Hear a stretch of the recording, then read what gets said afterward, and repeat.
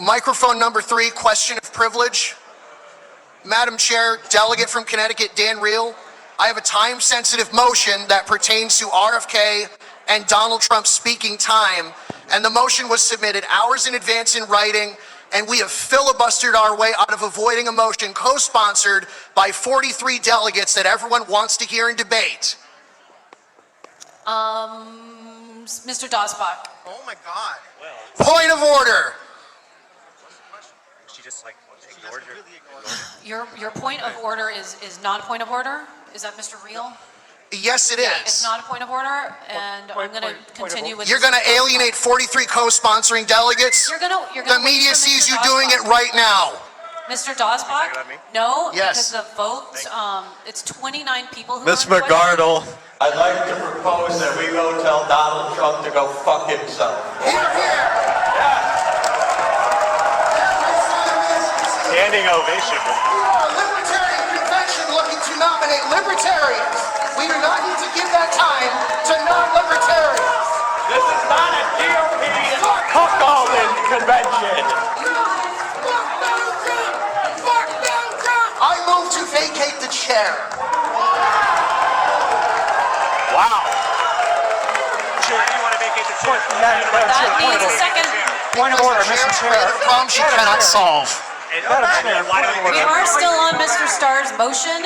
Tell you what, if Donald Trump thinks he's in for a warm reception tonight when he addresses the Libertarian National Convention, he is in for an unwelcome surprise. Here, the attendees at the Libertarian National Convention are making perfectly clear that they're not going to roll over and blindly accept what is being shoved down their throats by the leaders on the right, which includes the leaders in the Libertarian National Party. Because while Republicans have been content to line up behind someone who has no family values, who added $8 trillion to the national debt, who himself is on his way to becoming a convicted felon, whose supporters bludgeon police officers, who only wants states' rights until he has to usurp them with federal mandates, and who has nothing but clear, abject disdain for the Constitution, it doesn't seem that some of those libertarians are quite as desperate to discard every one of their professed values. Think about it. The most recent policy that Donald Trump promised was a raft of massive tariffs against China. Is that free trade? Is that libertarian? Not even close. Hell, it would jack up prices for consumers to a degree that would make this most recent inflationary period look tame. And so the notion that Trump would speak to these people is a testament to the fact that some people at the highest ranks of power in the Libertarian Party are so thoroughly compromised by proximity to power that they will immediately shred every modicum of adherence to principles and values and instead flock to a guy whose entire existence stands in stark contrast to those very values. There is no greater display of cowardice and shamelessness than the leaders on the right, from the GOP to the Libertarians and everyone in between, lining up behind Donald Trump. Need proof of that cowardice? Libertarian Party National Chair Angela McArdle said, President Trump, or at least his team, perceive themselves as needing our votes. They're willing to come and speak to us, to listen to us. That's really unprecedented. Why wouldn't we take that opportunity?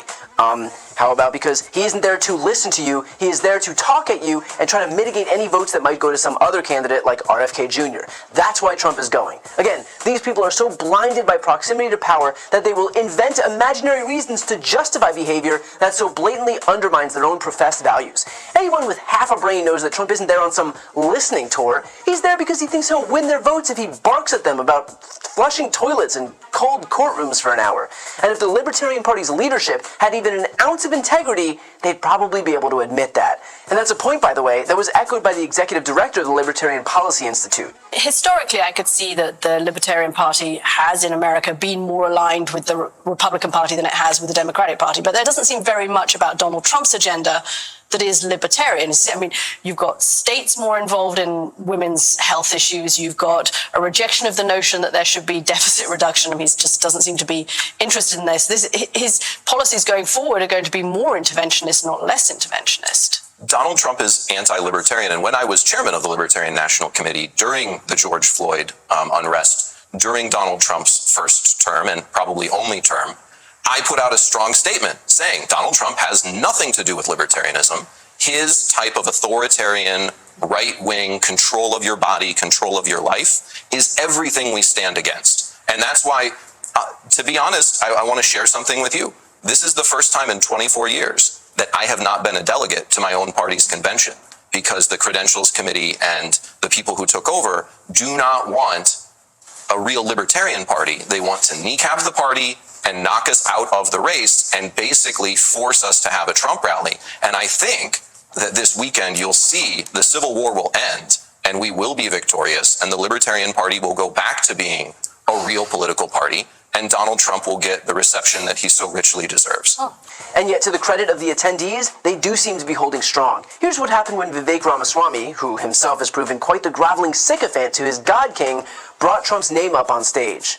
I'm speaking to you as a libertarian at my own core. I have gotten to know Donald Trump over the course of the last several years and the last several months. And you're going to hear from him tomorrow night. And the question is, do you want to influence the next administration or don't you? So he's speaking here tomorrow night, right? You guys invited him, he's coming here tomorrow. Are you going to agree with him on 100% of what he says? Nope. Do I agree with 100% of his policy positions? No. Okay. But do I believe that he is the best chairman? Who's going to be the president? Is he going to be the Democratic nominee or the Republican nominee? I think Donald Trump is unambiguously. I mean, come on.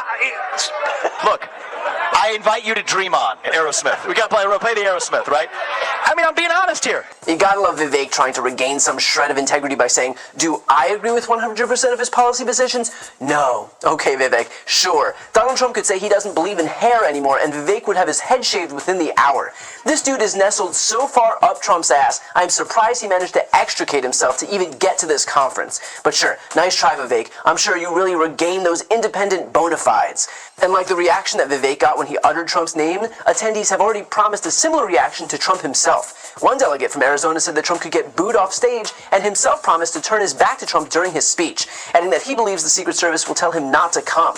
In fact, when Trump's presence was announced, the party began selling Trump merchandise dubbed the Don Collection, which was ultimately taken down because of internal party complaints.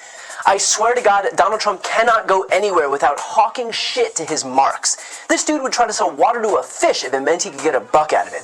I will never get over how none of these people can see what they are to him. They are disposable income, they are votes, they are warm-blooded bodies to feed his insatiable desire for adulation, and nothing more. The relationship between Trump and everyone else is a one-way street. They are there to make him richer and more powerful, and in return, they will get nothing but a shitty hat that will most likely leave them isolated at the Thanksgiving table. So keep an eye out for Trump's reception at the Libertarian Party convention, but already, he's been dealt a pretty humbling blow.